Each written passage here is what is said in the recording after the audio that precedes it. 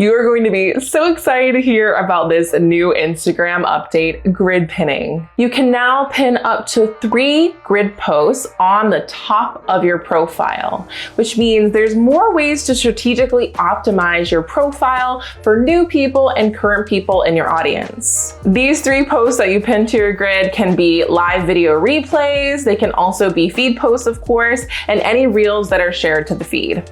In this video, I'm going to be sharing exactly how to utilize this feature for your brand and how to strategically choose exactly what 3 posts you want to pin. First, let's go over the steps on how to actually pin something on the top of your grid. So when you get access to the feature, all you have to do is go to the grid post that you want to pin, go to the 3 dots in the corner and click pin to your profile. This will automatically add it as the top 3 on your profile. A really important note is if you've only shared a reel or an Instagram video to that specific tab and not to the feed or grid, you will not have this option. You can only do it if it's on the grid. The grid is such an important part of your Instagram. It's essentially like your Instagram homepage. And so it's really important to optimize it for everyone that might be looking at it. So really prioritizing the most important 3 pieces of content is going to help you and your Instagram strategy. Instagram CEO already shared that the goal of this update wasn't necessarily to boost engagement. It really was to give us more opportunities to customize our Instagram profiles. But from already pinning a few things and experimenting with this feature, I have noticed that people are engaging with content that are months old, but still really great pieces of content, and also quite literally DMing me that they found that content helpful. So it really helps show people where you want them to binge. Now, let's get on to the 3 types of content you want to pin to your grid. First, we have an introduction. This should introduce you, your story, your offers, your business, your products. We essentially wanted to introduce whatever feels the most important at that time. So if you're building brand awareness, maybe you want it to be an introduction of you, your brand story. If you're focusing more on a campaign towards a specific product, a freebie, a lead magnet, you're gonna wanna pin that specifically. For example, I pinned my hot Instagram summer introduction post because that was what I was promoting at that time. And I wanted it to be really easy for people to find information about that event. But for example, if I wasn't in a launch, I would maybe pin something about me, or I would pin my freebie, which you can download in the description of this video. The second type of content you want to pin is something that is very valuable or very popular. Ideally, we want to get a little bit of both. When looking at your insights, you can get a lot of data points by looking at what people saved, shared, and commented on, but also quite literally just looking at the feedback on that piece of content, where people saying it was really helpful, that it really resonated, that maybe it encouraged them to buy from you.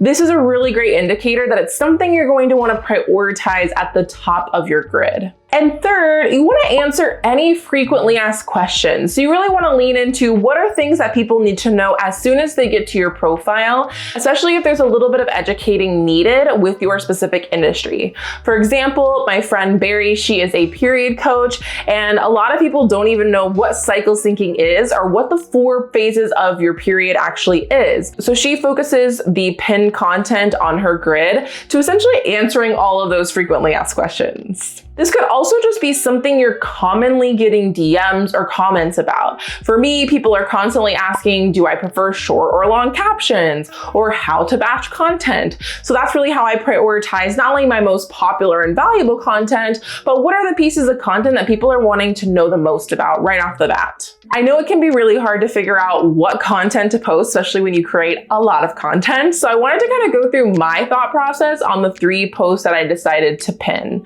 keeping in mind that I've probably changed this since then because it's something that you can continue to update, and I recommend continuing to update, just like you would a highlight or a guide on your Instagram profile. So first of all, you want to consider pinning different types of visual content. So don't just do a bunch of feed posts. You want to have reels, feed posts, maybe even a live. This is really going to cater to different types of consumption habits. Some people really like reels, some people really like feed posts, so you're getting a little bit of everything. I also made sure that when I was pinning each content in order, I focused on that first post I was pinning being my most important call to action. I also focused on pinning on different types of content topics that my ideal follower might be interested in. So instead of just posting all about Instagram video, I had a good variety of topics that my pin posts were about. And visually, I wanted them to look good. Of course, you don't have to have a perfect puzzle grid anymore on Instagram, but I wanted to make sure that it was visually appealing. So I focused on things that had really great cover photos, that had really great visual graphics, and I made sure that I wasn't doing like graphic photo. I made sure that I kind of had a little bit of a pattern going on. Okay, so now I want to dive a little bit deeper on 3 unique strategies that I think you can experiment with when it comes to grid pinning. The first would be to actually curate a puzzle grid on your top 3. Like I've said so many times on this channel, you absolutely don't need to have a perfect grid. In fact, I think the more imperfect your grid is, the more relatable it is, the more authentic it is, the more likely it is to connect with your ideal people. But I do think that when we think about your profile photo, your highlight covers, and that top 9 of your grid, it really gives a visual first impression of your brand. So if you kind of stick to something that's like a puzzle grid, it's going to aesthetically look really great on your Instagram profile. You want to focus on the square that is visible on your grid being really easy for people to know what that piece of content is about. This could be through the photo imagery that you're using, but I love having titles on that first slide of a carousel, on a cover photo, to make it really easy for people to know exactly what that post is about. This could be a content series. This could also be a puzzle grid, but with photos. And you essentially can use any of the ideas that I've already shared with the actual content that you're using. A little tip is that you can't reorder your pins once you've pinned them. So when you add them to your pins, they're added left to right. So just keep that in mind. And strategy number 2 is to use your grid pins as kind of like a navigation bar of a website. Having an about section, a frequently asked questions section, and also having your services, products, or offers clearly outlined. This is a perfect way to make sure that you're hitting on everything people would need to find right away, so they don't have to go searching on your Instagram profile or through your link in bio. And the final strategy that you can use for your grid pinning is actually if you're in a launch or campaign. So this is a really great way to prioritize all of your promotional content that people would want to know when making a purchasing decision. I have an entire video where I go a little bit more in depth on how I plan my launches and campaigns and sales content if you're interested in that.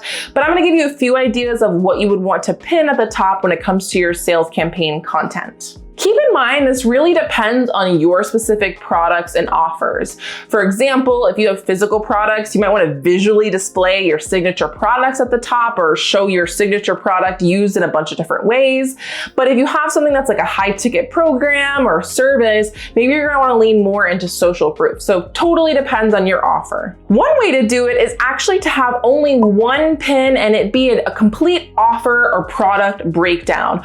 What is the thing that you want people to buy from you? Just pin that, so it really brings the focus to that one post. Or you could do 3 different posts about a specific offer or product. This could be an introduction to the product or offer. This could be answering any frequently asked questions, breaking down objections, visually sharing that breakdown a little bit differently, or sharing social proof like reviews or testimonials. As you can see, I am so excited about this grid pinning feature, and I can't wait to hear what you think about it and what you decide to pin to your grid. So if you watch this video and you got a lot of ideas, definitely tag me over on your Instagram stories. I would love to see what you pin and comment it down below. And an important note is make sure that you don't just add your pin content and leave it. We want to make sure that we're constantly updating it as you continue to post on Instagram. So I recommend doing this quarterly or monthly, just like you would do your Instagram story highlight. So set a little reminder. I will see you in my next video. Ooh, grid pinning, grid pinning.